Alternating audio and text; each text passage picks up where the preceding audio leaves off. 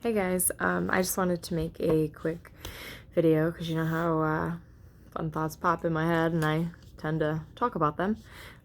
So one thing that really keeps popping up in my head is like my reliance on God for everything, right?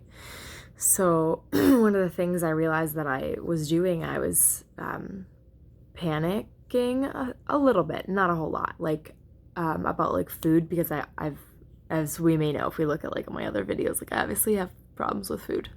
So I was realizing that I wasn't having like that faith in him to provide food when I needed it. So I was going out and buying food, and now I'm like, what am I gonna do with all this? Like, I didn't get like a whole lot. Like, I had food, but I had random bits of food that like you couldn't like make things with. So I got like some stuff I can actually make meals with. So I mean, it's like a big deal. But it just kind of it hit me like I wasn't relying on God to provide right down to that. Like, I'm completely relying on him for my finances.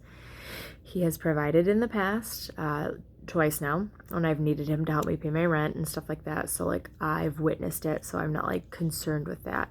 But I realized that I also wasn't concerned with his abilities to provide for me in other aspects. So I I don't know, it kept running through my head this morning, and I'm gonna do my daily devotionals and whatnot, but like I was just like, man, like I mean, because you read so many things lately, like right now, and there's so many eye-opening things, and a lot of things that kind of, really force you to face yourself and your things, and things that you're doing and not doing, and your perspective on things. And for the most part, like my perspective has just been fine. Like I said, I have faith that everything will work out.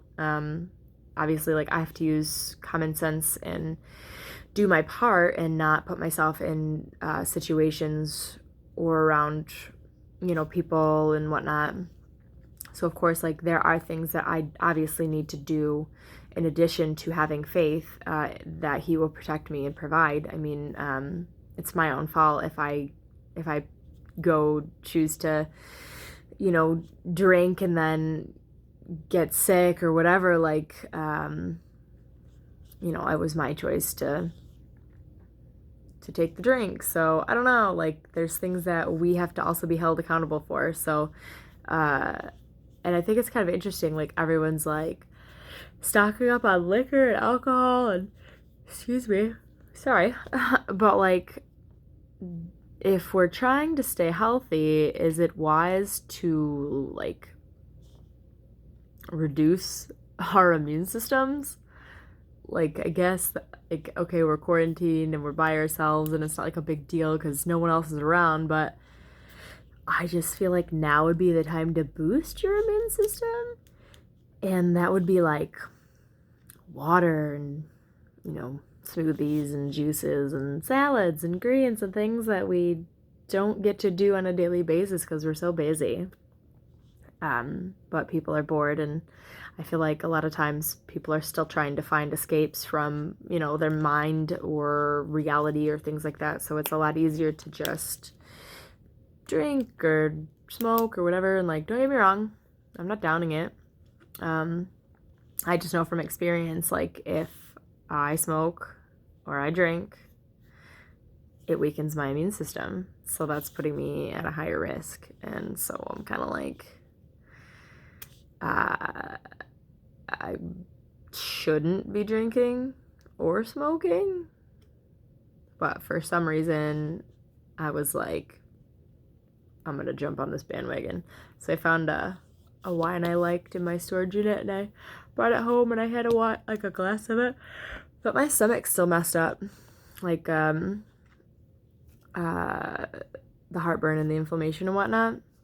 But I finally gave in, and I took the Prilosec or whatever crap they gave me at the doctor, and like it actually helps because it stops the production of acid.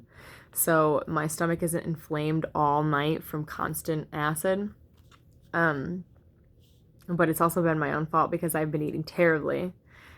And I like have nobody to blame but myself. So yeah. So to come back around to what the whole point of this was is if you're gonna have faith in him providing, look at the other areas that you're still panicking about. Like, are you panic buying food? Are you panic buying, anything? Is there something that you're stressing or worried about? Like, write it down. Like, what is still weighing heavy on me? What is in my mind? What do I keep thinking about? Like, that I feel the need to provide on my own. Because that's the thing.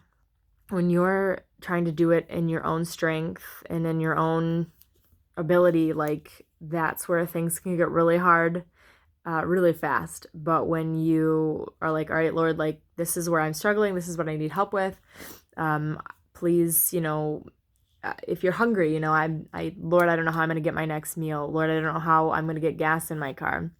You've got to acknowledge him, surrender it to him, and then have the faith that he'll provide.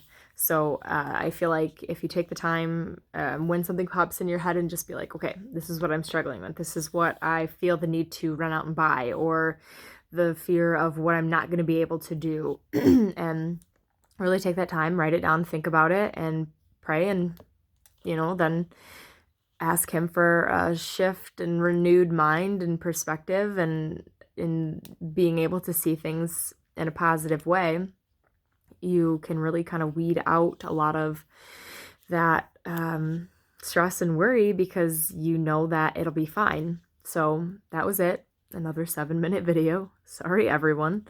But yeah, I hope you guys are staying well and doing good. I think that one of the other things that really hits home is, no one can complain. I mean, we can all complain. We're all dealing with this, but it's the fact that we're all dealing with this. And it's so crazy to think about, like, in our lifetime, or this is what's happening, and I'm going to be, there's jokes about I'm going to be, like my grandmother's age, and this is going to be I had to walk uphill in the winter and the snow story of, they shut everything down, and like, it'll be neat to look back on things and be like, okay, yeah, it feels like so long ago. I don't even remember what it was like while going through it. And I know that it's not a light situation, and I know that people are suffering, and I know that there are deaths, and I feel like, yes, and there are deaths from a lot of things, and there is suffering from a lot of things, and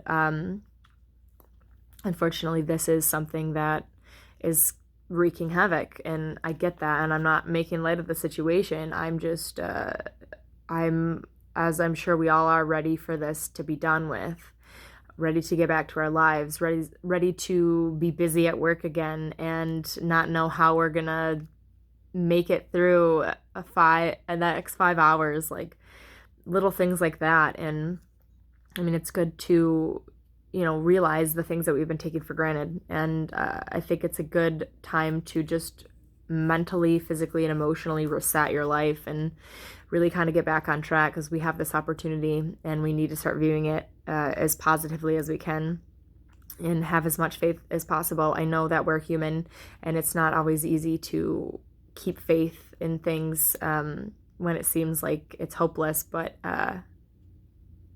again, when you spend that time with him and you pray and you surrender to him and you allow him to do what he's going to do, like, you'd be amazed to see, like, he's with you, he's there, he's not gonna screw you over, like, he loves you.